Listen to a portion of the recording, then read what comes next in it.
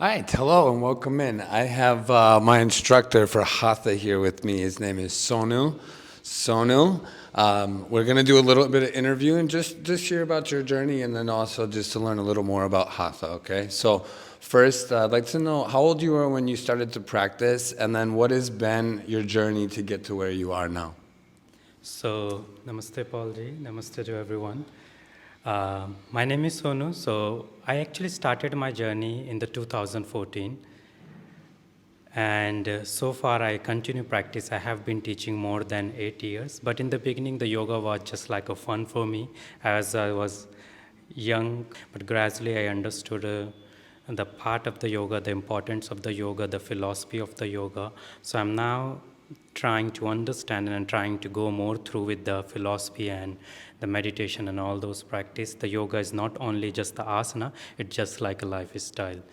So I started my journey in 2014 and now I'm teaching more than 8 years, but 2 years in the beginning I was learning constantly. But as I started, I was born in the Rishikesh. So as you know, in the Rishikesh, it is the part of the culture, it is the part of the tradition. So I'm just looking the yoga since my childhood. That's awesome. And as we talked about, yours is more about hatha. And then as well, what I love that you touched on that's new to me this year especially is that yoga is so much more than going to a studio and practicing some asanas, right? That this is about balance of all aspects of our life and specifically hatha. So tell me a little more about the definition of hatha and what the practice is and how you go about pursuing balance through these asanas. So first let me explain what is the Hatha Yoga. Hatha. So first things we generally say the Hatha is not the word Hatha, it is the word Hat. So it's Hat Yoga, but to make the pronunciation clear or sometimes to make the pronunciation easier actually we say Hatha Yoga. It is the Hat Yoga. So Hat Yoga, Hat, the word Hat has been come from the two words Ha and Ta. So Ha basically means the solar energy and Ta basically means the lunar energy. So we are the combination of the two energy. Solar energy is which is in the right side of the body, lunar energy which is in the left side of the body. The same concept in Chinese we call the yin yang, to balance your yin yang. So the hatha means to balance your sun and moon.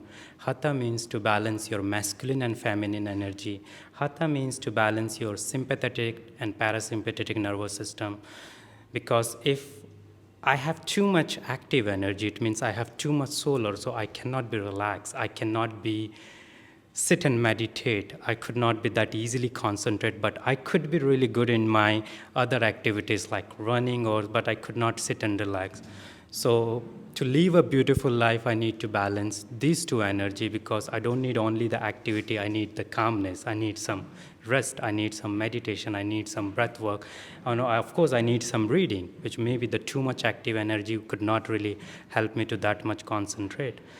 Another way, if I say if I have too much feminine energy, so I could not do those activity in my life which need the active energy in my body, from my side, So I need to basically balance these two energy. So the Hatha Yoga help us to balance these two energy. That's why the Hatha Yoga focus more into the asanas and breath, not only on the asanas, on the breath.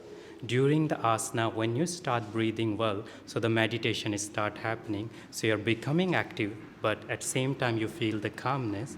So it's generally is said, when you're doing the asana, you must be like a father from the outside, but there should be the mother inside. That's what we are looking from the Hatha Yoga practice.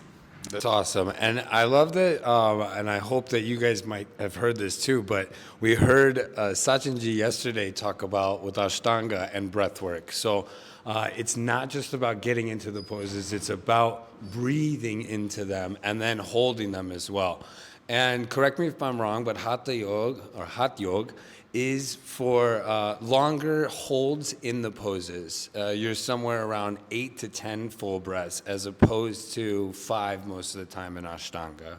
Why is this? And then are the poses all at 8 to 10 breaths or are there some that you take more or less? Okay, so basically like there are now the different style of the Hatha Yoga also has been comes out, like Hatha Flow, Hatha Vinyasa, Power Hatha. But there is like one is the classical Hatha, which is we found out not that much into the yoga classes generally because pupils don't like that much the slow yoga, like fast flow, keep us excited, But if I ask you just stay into the warrior two for 8 to 10 breath, or like this is the 8 to 10 breath is the modern demand, but the as the Patanjali ji also has described, sthiram sukham asanam, stability and happiness in the posture. Even the Hatha Yoga should be more longer, actually 8 to 10 breath. If you go classical, at least 2 to 3 minutes. It could be 2 to 3 minutes, but it's like now in the beginning we could not do 2 to 3 minutes. So we're starting with the 8 to 10 breath, but gradually we are trying to increase. So in Hatha Yoga, how long you can hold the posture without hurting your muscles, without hurting your tendons, without hurting your joint, that's we want to look from the Hatha Yoga. But again, when I say 8 to 10 breath, but it should not be like forceful. You're not forcing yourself to stay there. So how could you stop there that you are not forcing yourself, actually focusing on the breath?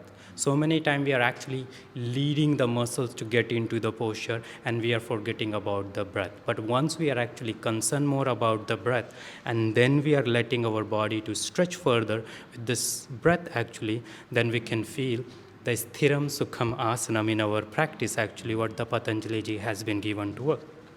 And apart from that, this is just really in the beginning, but after that we need to understand the chakras, the nadis and all those concepts we need to brought into the Hatha practice, which may be harder to say into the beginning, but at least we can start with the asana and breath. And asanas and breath help me to calm down my nervous system, which I can help me to get more inside me, during my Hatha practice. So generally in the Hatha Yoga, we hold longer because when I'm holding longer, I could be more witness to my body. I could be more observer. I could find out maybe the pain I can feel in the beginning, but gradually I can shift my mind from there and I can feel what's happening. In the beginning, we look more physically, but then we're looking at the breath, then we're looking at the thoughts and emotions, and then we're looking the really deep energy within us. So we all start with the physical, like muscles, tendons, stretching, but gradually breath, and these are the steps that we all need to follow from the beginning. So I wanted to just recap a little bit of what was said there and summarize, but two things really important. One is that taking your joints to their ranges of motion, right? That like, and you talk about this, like you should first just start bending your wrist to its maximum range of motion so that you can get into these poses. Because what he's talking about is the Patanjali Sutras are the sutras written, and this is like 500 plus years ago, correct? And this is the most recent or the most well-known one that we know. And what is that first, the first line is discipline, but this one that you reference is about being able to be calm in the position. So there's a ton of positions I find myself in where I'm just in kind of pain, right? And I'm thinking about how much my muscles hurt, but what he's talking about is extending that to be able to start at a certain point and then progress slowly. And the more that you sit into the pose, the more you can start thinking about the other things happening inside your body, not just, oh, wow, man, my hamstrings feel really tight right now, right? So we can start focusing more on the breath and then what's happening inside the mind. It takes a long time. I'm still just here trying to get my muscles into the proper positions. But this is the yoga that I will be pursuing more because of a couple of things. One, a lot of solar energy, a lot of like, I want to run around and do this. Let's work on sitting still. But then also, I think we know too, increased flexibility is something I'm looking for in especially around the hips. And sitting in the postures longer is going to give that to me. So that's why we're doing that. All right, brother. Well, we're going to get a session going now and work on some of this stuff. So we'll have another video on this. But thank you so much for your time. Thank you, Jay.